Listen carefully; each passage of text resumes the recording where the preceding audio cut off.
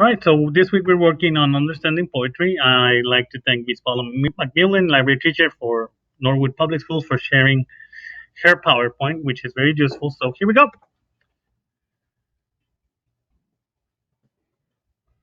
What is poetry? Well, in poetry, the sounds and the meaningful words are combined to express feelings, thoughts, and ideas.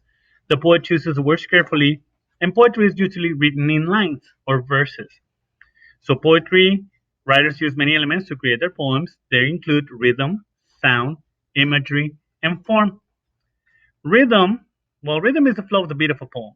It gives poetry a musical feel. It can be fast or slow depending on the mood and the subject of the poem.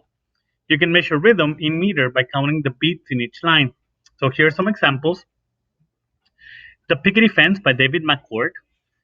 And here goes. The pickety fence, the pickety fence. Give it a lick, it's a pickety fence. Give it a lick, it's a clickety fence.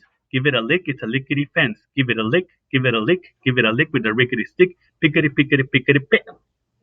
The rhythm of this poem is fast to match the speed of the stick striking the fence.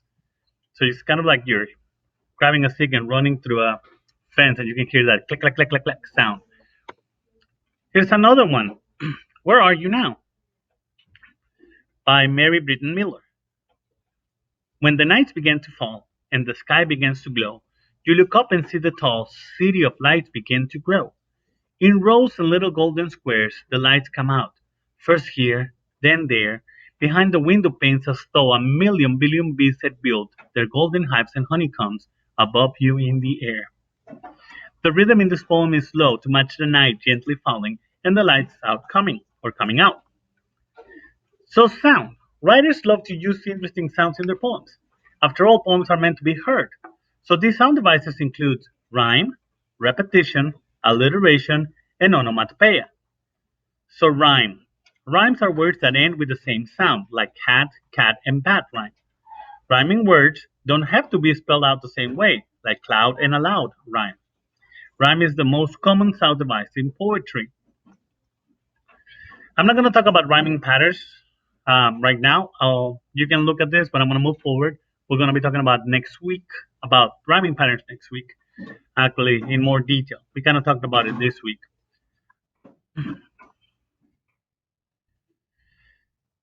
I'm going to keep moving through this part of the presentation they added. Repetition, because we talked about it this week. Repetition occurs when poets repeat words, phrases, and lines of a poem. It creates a pattern, it increases the rhythm, and it strengthens feelings, ideas, and mood in a poem. So here's an example. The sun. Someone tossed a pancake, a buttery, buttery pancake. Someone tossed a pancake and flipped it up so high that now I see the pancake, the buttery, buttery pancake. Now I see that pancake stuck against the sky.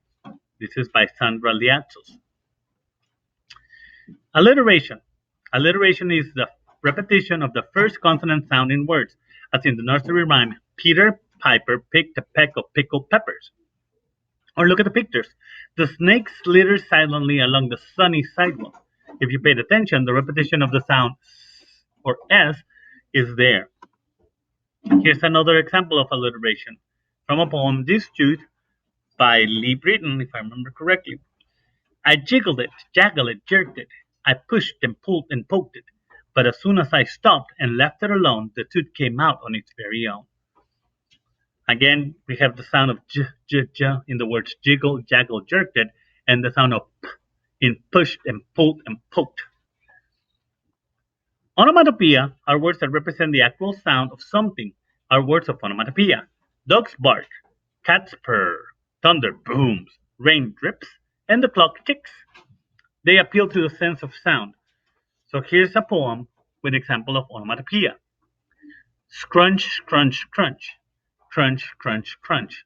Frozen snow and brittle ice make a winter sound that's nice. Underneath my stamping feet and the cars along the street. Scrunch, crunch, crunch. Crunch, crunch, crunch. There's symmetry also, is the use of words to create pictures or images in our mind. It appeals to our five senses: smell, sight, hearing, taste, and touch. Details about smells, sounds, colors, and taste create strong images in our brains. So create vivid images, we or the writers use figures of speech. Figures of speech are tools that writers use to create images or paint pictures in your mind. They are similes, metaphors, and personification. There are three figures of speech that create imagery. So similes compares two things using the words like or as. So in comparing two things, one thing to another creates a vivid image. So like in this example, the runner streaked like a cheetah. That means that the runner was fast like a cheetah. So we have another one, the example of flint. An emerald is as green as grass, a ruby red as blood, a sapphire shines as blue as heaven, a flint lights in the mud. A diamond is a brilliant stone to catch the world's desire. An opal holds a fiery spark, but a flint holds fire. So in this case, we're seeing the emerald is as green as grass. They're comparing the emerald and the grass. A ruby red as blood. They're comparing the ruby, which is red, to blood, which is also red. A sapphire shines as blue as heaven, comparing heaven or sky as blue and the sapphire being blue. A metaphor compares two things without using the words like or as. It gives the qualities of one thing to something that is quite different. So in this example, we have the winter wind is a wolf howling at the door. They're saying that the winter wind is the same thing as a wolf, but they're comparing two things. Sounds like a wolf howling at the door. So here's another example. The night is a big black cat. The night is a big black cat. The moon is her topaz eye. The stars are the mice she hunts at night in the field of the sultry sky. By G. Or Clark. So here they're saying that the knight and the cat are basically the same thing. Again, not using as or like. The moon is her topaz eye. They're saying the moon is her eye, not like her eye. The stars are the mice. Again, two things being compared without the words of like or as. So that makes it a metaphor. Personification gives human traits and feelings to things that are not human, like animals or objects. Like this example, the moon smiled down at me. We know that the moon doesn't smile, but we gave it the attribute people smile, and that's personification. The moon doesn't, people do, but somebody said it this way. It's like we're pretending that something does something that a human does. So another example of personification is from Mr. Sun by J. Patrick Lewis. Mr. Sun wakes up at dawn, puts his golden slippers on, climbs the summer sky at noon, trading places with the moon. If you notice, it says that the sun wakes up, but the sun doesn't wake up. He's not a person, doesn't go to sleep. Puts his golden slippers on. Well, the sun doesn't put slippers, first of all, because it doesn't have feet and doesn't have legs.